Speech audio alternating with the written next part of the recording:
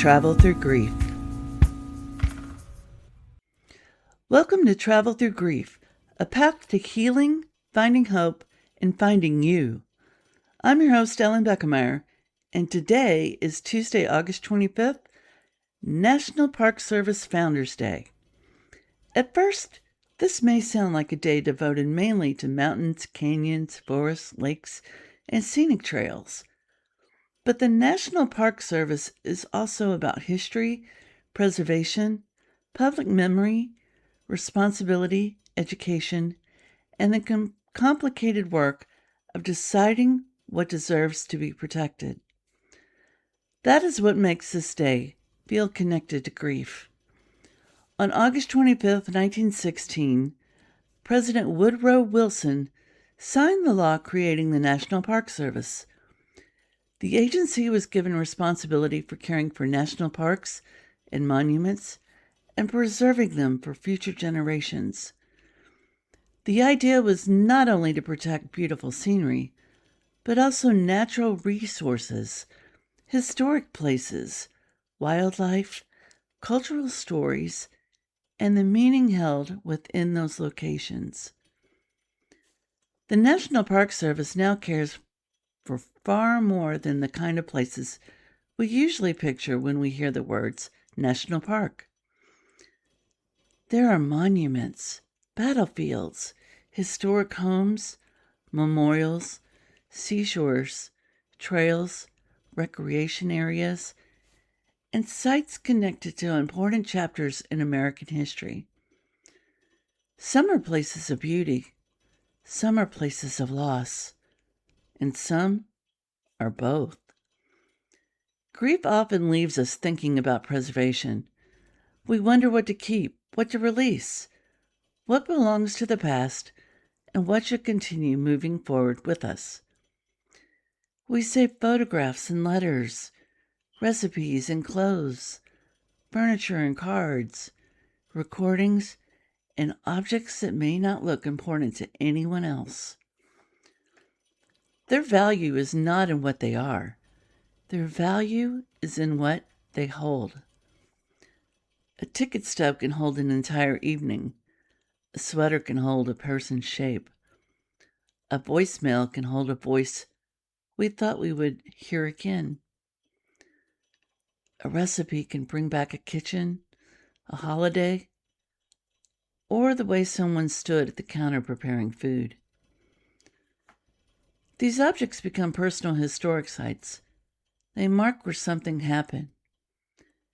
They remind us that a person was here, that a relationship existed, and a home once felt a certain way, or a chapter of life mattered. Preserving something does not necessarily mean refusing to change it. National parks are not frozen in time. The weather continues, the rivers move, the trees fall, the trails are repaired, and the buildings are restored. Now, wildlife patterns change, and the visitors continue to arrive. The land is protected, but it is still alive.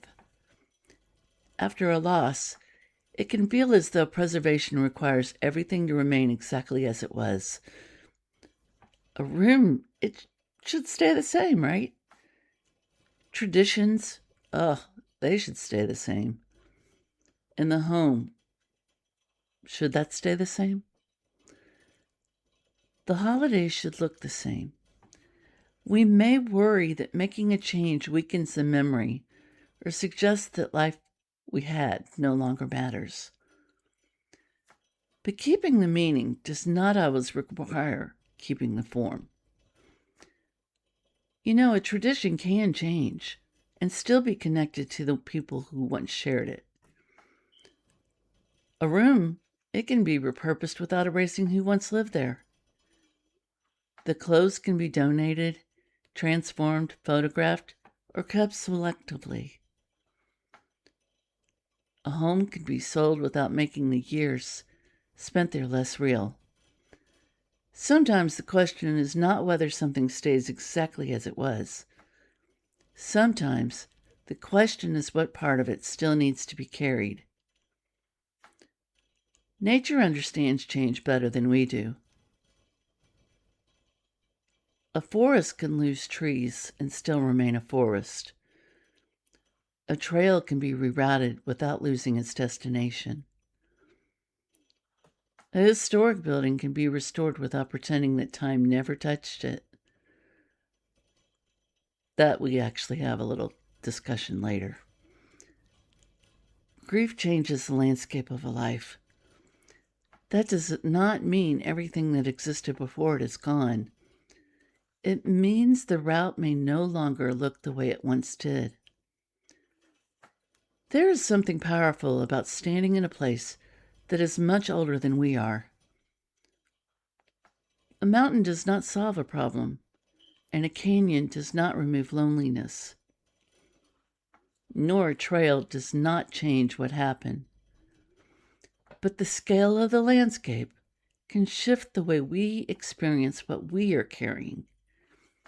Grief can make life feel very small and very close. The same thoughts repeat. The same rooms, they hold the same reminders. The next task, appointment, or difficult date, it can take up all the available space. And then we step outside. We look farther than we have been looking. We see distance again. We notice weather and movement, sound, light, and scale. Our grief, it's still present, but it is no longer the only thing in view. The National Park Service sites also remind us that history is not always comfortable. Some places preserve achievements, but others, they preserve conflict, injustice, displacement, war, death, survival, and difficult truths. The purpose is not to make every story pleasant. The purpose is not to make sure the story is not lost. Personal history can be complicated in the same way. After someone dies, people often feel pressure to remember only the best parts. There can be an expectation that grief should simplify a person into something flawless. But love does not require dishonesty. A relationship can contain tenderness and disappointment. A person can be deeply missed and still have caused pain. I need you to know a family can hold both loyalty and conflict, and a home can hold both comfort and difficult memories.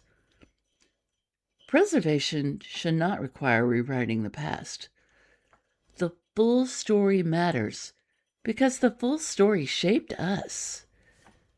That may include the good years, the difficult years, the things that were said, the things that were never said, the support we received, and the support we needed but did not receive.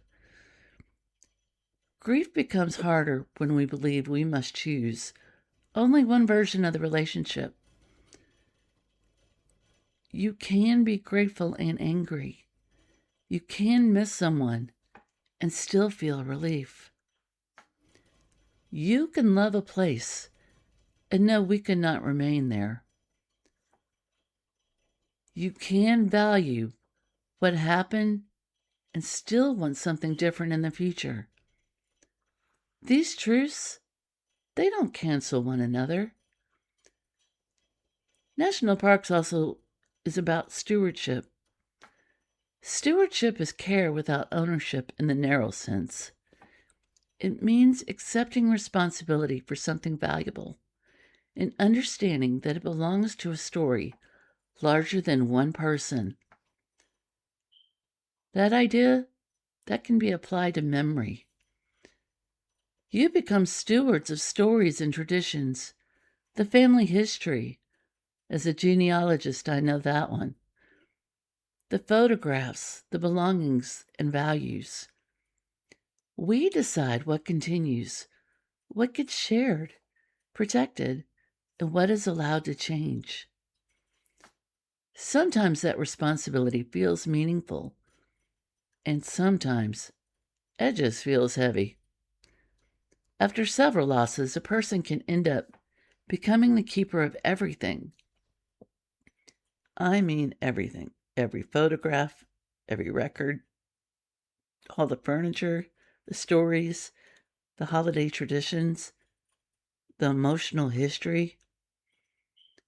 And other people may assume that because you are organized, caring, or available, you're just going to manage it all.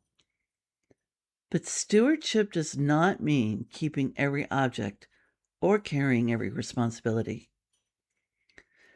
As much as we wish, a park system cannot protect every square inch of land in the country. It identifies places of particular significance and devotes the resources to caring for them. We may need to do something similar in our own lives. Not everything can remain. Some things will need to be released because of space, time, cost, energy, or emotional weight. Now, this doesn't mean that they were unimportant. It means our capacity. It's just limited. What we keep should support memory, not overwhelm the life still being lived. The National Park Service also depends on people doing work visitors may never fully see. The rangers, the historians, interpreters, the preservation specialist, the maintenance crews, scientists, the emergency responders, volunteers, administrators, and many others help care for these places. A visitor may experience a peaceful afternoon without seeing the training, planning, maintenance, safety work, research, restoration, and the responsibility behind it. That is true in life too. We often see the visible result without seeing what it took to create it. We see someone returning to work, traveling, laughing, hosting a holiday, or starting something new. But we may not see the private effort behind that moment. Healing can look simple from the outside, but it rarely is. There's therapy, sleepless nights, the paperwork, financial decisions, medical appointments, sorting, selling, cleaning, boundary setting, and long stretches when nothing appears to be changing. A person may look fine in that photograph, while still learning how to live inside a completely altered reality. That invisible work, it counts so much. National Park Service sites can also offer a different way of thinking about time. I've been watching Surviving Earth, and I've also watched The Americas. Many natural landscapes were shaped across centuries or millions of years. Historic places carry stories that unfolded long before we arrived, and they'll continue long after we leave. Grief changes our relationship with time. The past can feel very close. A memory from decades ago can suddenly feel very immediate.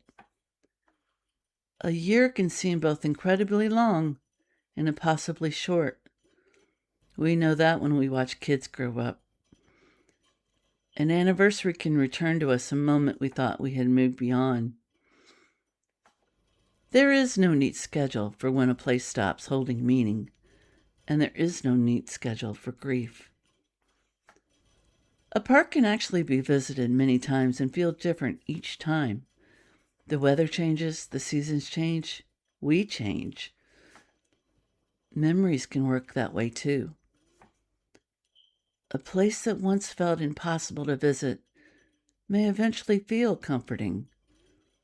A song that once caused immediate tears, that may later bring warmth. A holiday that once felt empty may slowly take on a new shape. The meaning is not fixed because we are not fixed. Now, that does not mean we are moving away from the people we lost. It means our relationship with memory, it's continuing to develop. National parks are often described as places belonging to everyone, but access is not always simple. Travel costs money. Trails may not be physically accessible. Distance, weather, health, transportation, and mobility, that all matters. Healing spaces do not have to be grand. A person does not need to stand at the edge of the Grand Canyon to experience perspective. A local park, a historic neighborhood, a garden, a creek, a tree-lined road, or even a chair near an open window, this can create pause. The value is not in how impressive the location looks on social media. The value is in what happens when we are there. Maybe we notice something outside our own thoughts. Maybe we remember that the world contains beauty and difficulty at the same time. Maybe we feel connected to history. Maybe we simply get through an afternoon with less pressure. On National Park Service Founders Day, we can celebrate the places that have been protected and the people who care for them. We can also think about the parts of our own lives that deserve thoughtful preservation. Not everything needs to be saved, and not everything needs to be released. Memory needs to become a lesson, but not every one of them. Not every difficult chapter needs to be redeemed. Some things simply deserve to be acknowledged as part of the story. The National Park Service, they preserve things because losing them would mean losing part of our shared history. Grief, it asks us to consider our own history with similar care. What still feels alive? What has become too heavy? What do we want future versions of ourselves to remember? And what can change without being erased? There may not be one final answer. Preservation is ongoing, and so is living. Thank you for joining me for this Tuesday episode of Travel Thru Grief.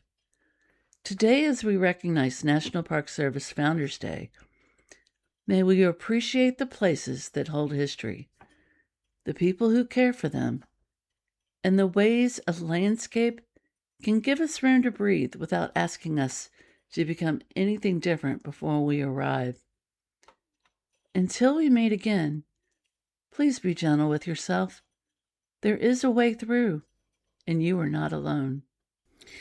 If this episode connected with you, I'd love for you to follow our podcast, leave a review, or share it with someone who may need it.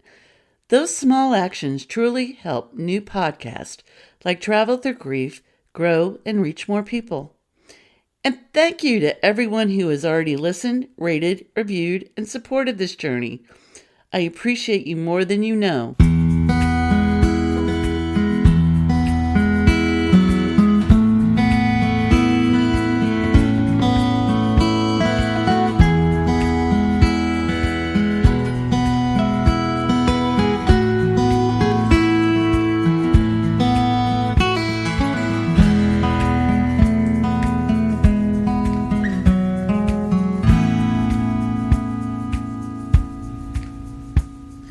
Until next time, keep finding your way forward.